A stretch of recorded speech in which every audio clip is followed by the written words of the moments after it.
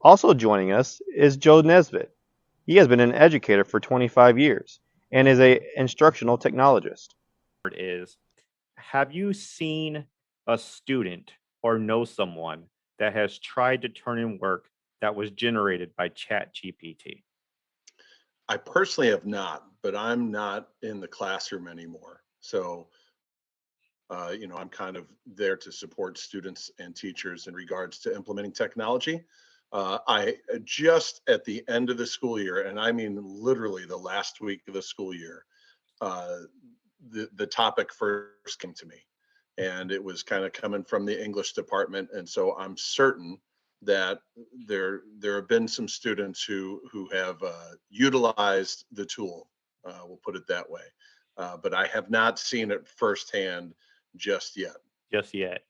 Okay, and the second part is, okay, because there's a lot of students, a lot of kids are on Reddit and they're complaining, they're talking about how they've been caught using it and accused of cheating and stuff like that. And then they make an argument and they're saying that there's teachers that are using ChatGPT to generate lesson plans or do outlines and stuff like that. Is that true? What do you say about that? Uh, it wouldn't surprise me. It wouldn't surprise me at all. I guess I understand where the students are coming from, but look, teachers aren't being evaluated on the originality of their concepts as much as students are. And so teachers need to be as resourceful as they can be. So I could see from a student's point of view that the hypocrisy, but I don't think that the motivation or the intent to use that tool is the same as it would be for students Yeah, versus teachers. right. They're not trying to mislead. Right, right. Or like, I think if you were to ask a teacher if they were using it, they would flat out say, "Yeah, I used Yeah, it." for sure. Yeah. So, okay, my next question is: do you think ChatGPT is going to be a significant problem going forward, or do you think this is something that everyone will embrace? I think in the short term, it's going to be a significant problem. I think in the long term, hopefully, it will be a tool that will be embraced, more understood, because it's not going to go away. I would imagine the same or similar type of fear, panic conversation was occurring when calculators were being put into the classrooms, right? Hmm. To me, it's the same sort of thing. So it's not going to go away, and we have to figure out, well, how can we how can we use this? How can we police it?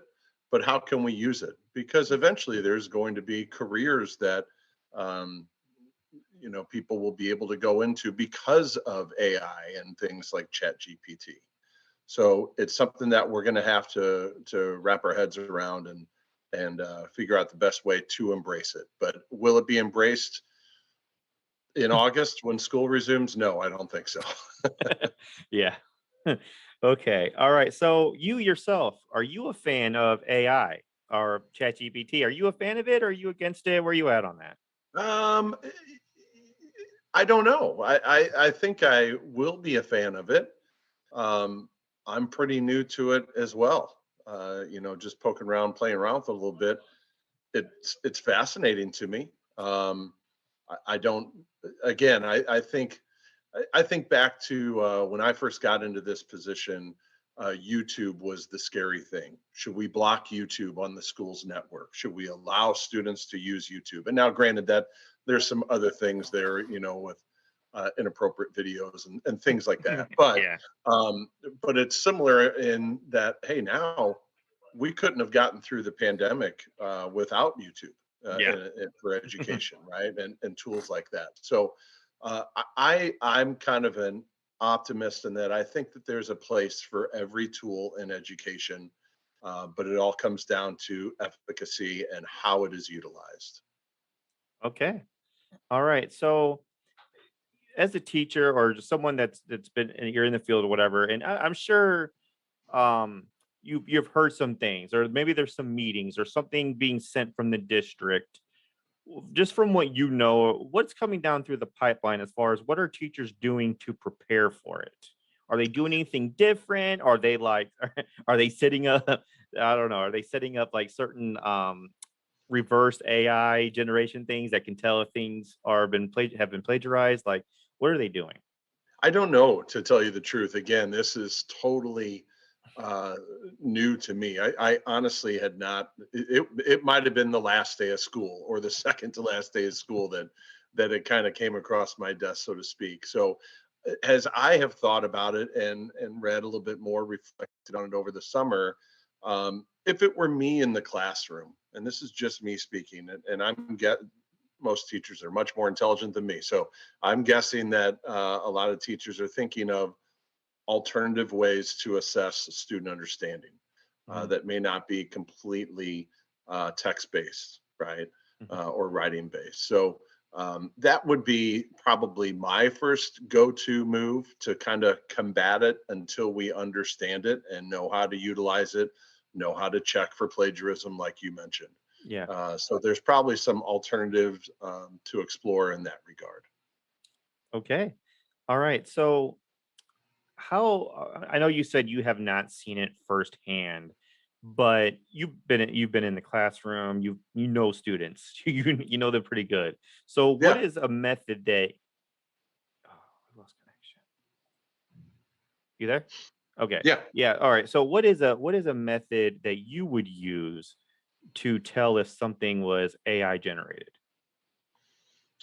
Um, Gee, I truly don't know. I'm going to sound like an idiot with this one. Mhm. Um, I would, if where there's smoke, there's fire, right? Yeah. And so when you're reading an essay that a kid turns in, and you think, I've never heard this student use the word unequivocally, and I'm not sure that they know how to spell it. Um, Maybe I would, and I see that in the, uh, intro paragraph. I'd probably open up Chat GPT and say the exact same thing in Chat GPT that the student might have, generate a 5 paragraph essay about the causes of the Great Depression, for example, or whatever, and just look for some similarities. I Yeah. mean, uh, if the students can do that, then teachers should be able to kind of figure out kind of how they how they got to Yeah. uh, the essay that they did. Yeah, that's kind of the answers I've got. A lot of teachers says you kind of know your students and you just kind of know. Yeah, You you do. you just kind of know. It's like you just kind of use, but it's like you're afraid to tell them that because you don't want to Right. embarrass them. But Yeah. at the same time, like you're not an idiot.